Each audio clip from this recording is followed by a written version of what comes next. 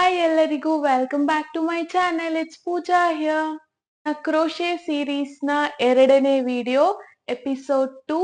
ಈ ವಿಡಿಯೋ ಅಲ್ಲಿ ನಾವು ಕ್ರೋಶೆ ಹುಕ್ನ ಯಾವ ರೀತಿ ಇಟ್ಕೊಳ್ಳೋದು, ಉಲನ್ ಇಲ್ಲ ದಾರಾನ ಯಾವ ರೀತಿ ಇಟ್ಕೊಳ್ಳೋದು, ಸ್ಲಿಪ್ ನಾಟ್ ಹೆಂಗ್ ಮಾಡೋದು, ಹಾಗೆ chains, single crochet, double crochet stitches ಅಂದ್ರೆ ಏನು, ಅವನ್ ಹೆಂಗ್ ಮಾಡೋದು, ಇದೆಲ್ಲವೂ ತಿಳ್ಕೊಳ್ಳೋಣ. ಈ ವಿಡಿಯೋ ಬಿಗಿನರ್ಸ್ಗೆ, ಇವಾಗ ಕ್ರೋಶೆ ಮಾಡ್ತಾ ಇರೋರ್ಗೆ ತುಂಬಾ ಯೂಸ್ಫುಲ್ ಆಗುತ್ತೆ. ಸೊ ಪೂರ್ತಿ ವಿಡಿಯೋನ ನೋಡಿ. Slip not, chain stitches, single crochet stitches, double crochet stitches ಇವೆಲ್ಲ ಬೇಸಿಕ್ ಸ್ಟಿಚಸ್. ಈ ಬೇಸಿಕ್ ಸ್ಟಿಚಸ್ ನ ನೀವು ಕಲ್ತ್ರೆ ಯಾವ್ದಾದ್ರೂ ಕ್ರೋಶೆ ಪ್ರಾಜೆಕ್ಟ್ ನ ಪ್ಯಾಟರ್ನ್ ನೋಡಿ ನೀವು ಈಸಿಯಾಗಿ ಮಾಡ್ಬೋದು. ಸೊ ಬೇಸಿಕ್ ಸ್ಟಿಚಸ್ ನ ಕಲಿಯೋಣ ಈ ವಿಡಿಯೋ ಅಲ್ಲಿ. Let's get right into it. First start ಮಾಡಕ್ಕೆ ನಾನು ಯಾನ್ ತಗೊಂತಿದ್ದೀನಿ, ಉಲನ್. ಈ ಉಲನ್ ಬಂದ್ಬಿಟ್ಟು weight for medium weight woollen. ಹಾಗೆ 4 ಮಿಲಿಮೀಟರ್ ಕ್ರೋಶೆ ಹುಕ್ ತಗೊಂಡಿದ್ದೀನಿ. ಕ್ರೋಶೆ ಹುಕ್ನ ನಾವು ಪೆನ್ ಇಲ್ಲ ಪೇಂಟ್ ಬ್ರಷ್ ಇಟ್ಕೋತೀವಲ್ಲ ಆ ಥರ ಇಟ್ಕೋಬೇಕು. ನಿಮ್ ಡಾಮಿನೆಂಟ್ ಹ್ಯಾಂಡ್ ರೈಟ್ ಹ್ಯಾಂಡ್ ಆಗಿದ್ರೆ ಬಲಗೈ ಆಗಿದ್ರೆ ಬಲಗೈಯಲ್ಲಿ ಇಟ್ಕೊಳ್ಳಿ, ಎಡಗೈ ಆಗಿದ್ರೆ ಎಡಗೈಯಲ್ಲಿ ಇಟ್ಕೊಳ್ಳಿ. ಫಸ್ಟ್ ನಾವು ಸ್ಲಿಪ್ ನಾಟ್ ಮಾಡಬೇಕು. ಸ್ಲಿಪ್ ನಾಟ್ ಯಾವ ಥರ ಮಾಡೋದು ಇವಾಗ ನೋಡೋಣ. ಬಲಗೈಯಲ್ಲಿ ದಾರ ತಗೊಳ್ಳಿ, ಉಲನ್ ತಗೊಳ್ಳಿ, ಎಡಗೈಯಿಂದ 2 ಫಿಂಗರ್ಸ್ ಚಾಚಿ, ನಾನು ವಿಡಿಯೋಲ್ಲಿ ತೋರಿಸ್ತಿದ್ದೀನಿ ಅಲ್ವಾ ಆ ಥರ ಉಲನ್ನ 2 ಫಿಂಗರ್ಸ್ ಮಧ್ಯೆ ರೋಲ್ ಮಾಡಬೇಕು. ಹೆಬ್ಬಟ್ಟಿಂದ ಇಟ್ಕೊಳ್ಬೇಕು.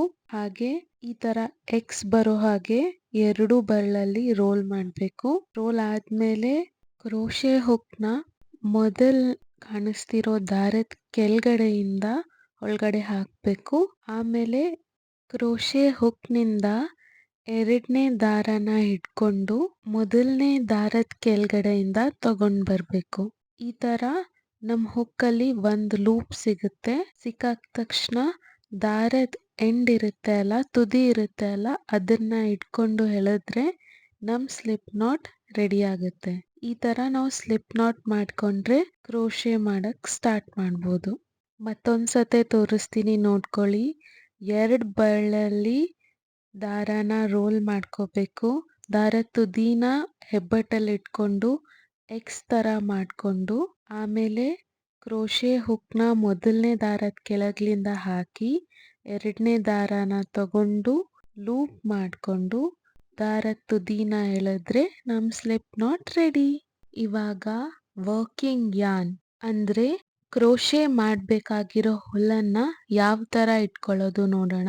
ಎಡಗೈನ ಕೆಳಗಡೆ ಇರೋ 3 ಬೆರಳಲ್ಲಿ ವರ್ಕಿಂಗ್ ಯಾನ್ನ ರೋಲ್ ಮಾಡ್ಕೊಂಡು ತೋರು ಬೆರಳಲ್ಲಿ ಒಂದು ರೋಲ್ ಮಾಡ್ಕೊಂಡು ಹಾಗೆ ಸ್ಲಿಪ್ ನಾಟ್ ತುದಿ ಇರುತ್ತೆ ಅಲ್ಲ ಅದನ್ನ ಹೆಬ್ಬೆರಳು ಮತ್ತೆ ನಡುವಿನ ಬೆರಳಲ್ಲಿ ಇಟ್ಕೊಂಡು ತೋರು ಬೆರಳಿಂದ ಹುಕ್ಗೆ ಹೋಗ್ತಿರೋ ದಾರನ ಟೈಟ್ ಆಗಿ ಈ ತರ ಇಟ್ಕೊಂಡ್ರೆ ಕ್ರೋಶೆ ಮಾಡಕ್ಕೆ ಈಸಿ ಆಗುತ್ತೆ. ಸೊ ಸ್ಲಿಪ್ ನಾಟ್ ಮಾಡಿದಾಗ ಒಂದ್ ಲೂಪ್ ನಾವು ಕ್ರೋಶೆ ಹುಕ್ಕಲ್ಲಿ ಸಿಗುತ್ತೆ, ನೆನ್ಪಿಟ್ಕೊಳ್ಳಿ. ಇವಾಗ ನಾವು ಚೈನ್ ಸ್ಟಿಚಸ್ ಹೇಗ್ ಮಾಡೋದು ನೋಡೋಣ. ಸೊ ಚೈನ್ ಸ್ಟಿಚಸ್ ಇಲ್ಲ ಫೌಂಡೇಶನ್ ಸ್ಟಿಚಸ್ ಅಂತೀವಿ ಇವನ್ನ. ಸೊ ಕ್ರೋಶೆ ಹುಕ್ಕಲ್ಲಿ ಒಂದು ಲೂಪ್ ಇರುತ್ತೆ.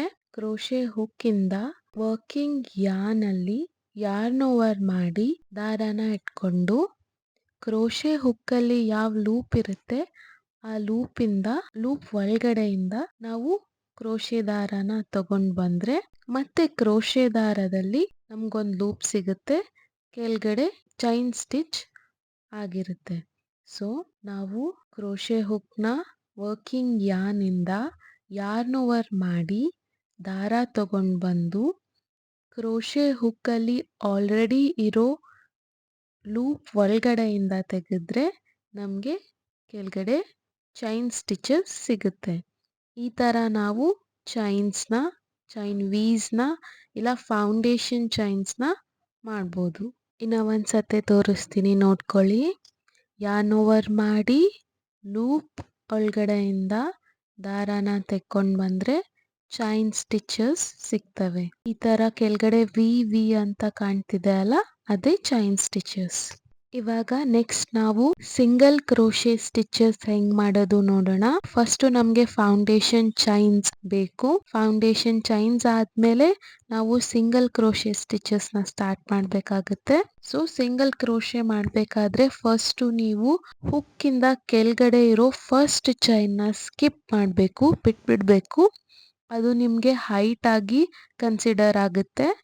ಸೊ ಹುಕ್ಕಿಂದ ಎರಡನೇ ಚೈನ್ ಏನಿರುತ್ತೆ ಚೈನ್ ವಿ, ಆ ಚೈನ್ ಅಲ್ಲಿ ಹುಕ್ ನ ಇನ್ಸರ್ಟ್ ಮಾಡಿ ವರ್ಕಿಂಗ್ ಯಾರ್ನಿಂದ ಯಾರ್ನ್ ಓವರ್ ಮಾಡಿ ದಾರನ ತಗೊಂಡ್ ಬಂದು ಆ ಚೈನ್ ಒಳಗಡೆಯಿಂದ ದಾರನ ತಗೊಂಡ್ ಬಂದ್ರೆ ಹುಕ್ ಅಲ್ಲಿ ನಿಮ್ಗೆ 2 ಲೂಪ್ ಸಿಗುತ್ತೆ. ಸೊ ನೀವಿವಾಗ ವರ್ಕಿಂಗ್ ಯಾರ್ನಿಂದ ಮತ್ತೆ ಯಾರ್ನ್ ಓವರ್ ಮಾಡಿ ಆ 2 ಲೂಪ್ ಒಳಗಡೆಯಿಂದ ನೀವು ದಾರನ ತಗೊಂಡ್ ಬರ್ಬೇಕು. ಆವಾಗ ಸಿಂಗಲ್ ಕ್ರೋಶೆ ಸ್ಟಿಚ್ ಆಗುತ್ತೆ.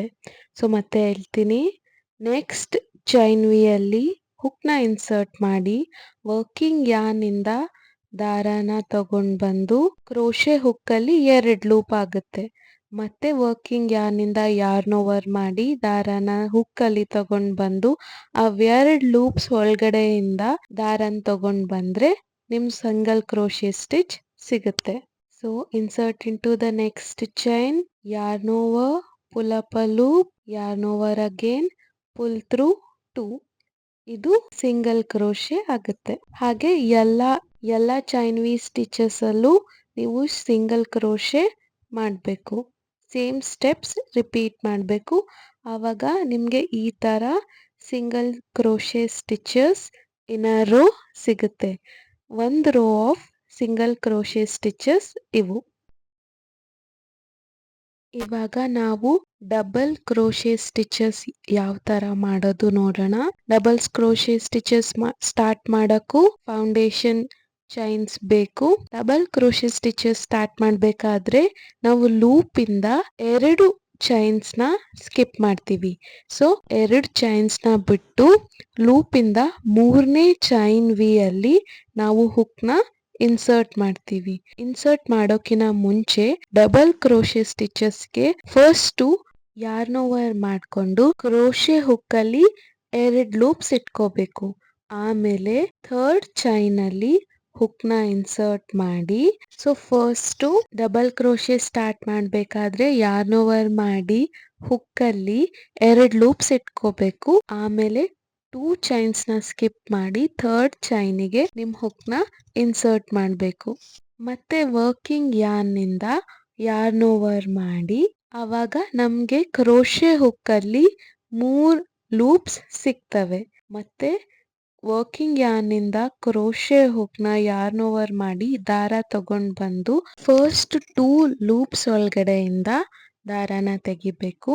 ಆಮೇಲೆ ಮತ್ತೆ ಹುಕ್ಕಲ್ಲಿ 2 ಲೂಪ್ಸ್ ಉಳಿತವೆ. ಮತ್ತೆ ಯಾರ್ನ್ ಓವರ್ ಮಾಡಿ ದಾರ ತಗೊಂಡ್ ಬಂದು ಅವೆರಡು ಲೂಪ್ ಇಂದ ದಾರನ ತಗೋಬೇಕು. ಆಗ ನಮಗೆ ಡಬಲ್ ಕ್ರೋಶೆ ಸ್ಟಿಚ್ ಸಿಗುತ್ತೆ. So double crochet stitch start ಮಾಡಬೇಕಾದ್ರೆ ಯಾರ್ನ್ ಓವರ್ ಮಾಡಿ ಹುಕ್ಕಲ್ಲಿ 2 ಲೂಪ್ಸ್ ಇಟ್ಕೋಬೇಕು. ನೆಕ್ಸ್ಟ್ ಚೈನ್ ವಿ ಅಲ್ಲಿ ಹುಕ್ ನ ಇನ್ಸರ್ಟ್ ಮಾಡಿ ಯಾರ್ನ್ ಓವರ್ ಮಾಡಿ ದಾರ ಹುಕ್ಕಿಗೆ ತಗೊಂಡ್ ಬಂದು ಆವಾಗ ಹುಕ್ಕಲ್ಲಿ 3 ಲೂಪ್ಸ್ ಇರ್ತವೆ. ಆಮೇಲೆ ಮತ್ತೆ ಯಾರ್ನ್ ಓವರ್ ಮಾಡಿ ಫಸ್ಟ್ 2 ಲೂಪ್ಸ್ ಅಲ್ಲಿ ಇಂದ ದಾರಾನ ಹೊರಗೆ ತೆಗಿಬೇಕು. ಮತ್ತೆ ಹುಕ್ಕಲ್ಲಿ 2 ಲೂಪ್ಸ್ ಉಳಿತವೆ. ಮತ್ತೆ ಯಾರ್ನ್ ಓವರ್ ಮಾಡಿ ಅದೆರಡು ಲೂಪಿಂದ ದಾರಾನ ತೆಗೆದ್ರೆ ನಮಗೆ ಡಬಲ್ ಕ್ರೋಶೆ ಸ್ಟಿಚ್ ಸಿಗುತ್ತೆ. So yarn over, insert into the next chain, yarn over, pull through. We have 3 loops in the hook. Yarn over, pull through 2 and pull through, yarn over, pull through 2 again. ಇದು ನಮ್ಮ double crochet stitch. ಎಲ್ಲ foundation stitch ಅಲ್ಲೂ double crochets ಹಾಕಿದ್ರೆ 1 row of double crochet stitch ಈ ತರ ಕಾಣುತ್ತೆ. ಇದಾಗಿತ್ತು ಇವತ್ತಿನ ವಿಡಿಯೋ. ನಿಮ್ಗೆ ಯೂಸ್ಫುಲ್ ಆಗಿದೆ ಅನ್ಕೊಂತೀನಿ. Please subscribe to my channel. Thanks for watching. Bye.